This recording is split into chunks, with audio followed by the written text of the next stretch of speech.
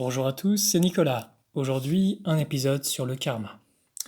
Donc, comme nous avons vu dans les épisodes précédents, toutes les actions que vous posez, que ce soit des pensées, des paroles et aussi des actes, eh bien cela a un impact sur vous.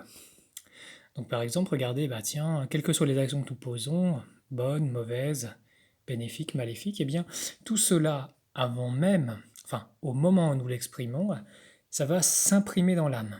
Donc au niveau de l'âme, quand on sait lire, à ce niveau-là, on peut retrouver les actions de la personne. Qu'est-ce qui se passe ensuite? Eh bien, hop, ça revient et ça vibre dans votre champ énergétique. C'est comme si la lumière va passer par la lentille de votre âme et justement exprimer ces différentes informations. Cela se retrouve dans votre champ aurique.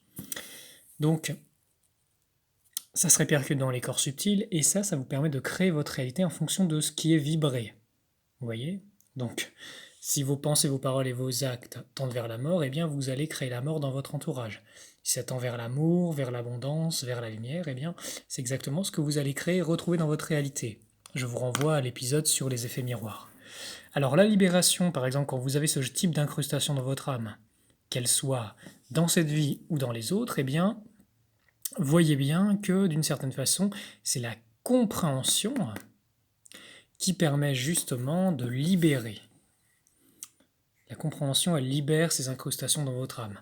Quand vous portez quelque chose de lourd en vous, là, on va dire, le fait de le porter prend fin une fois que vous avez compris.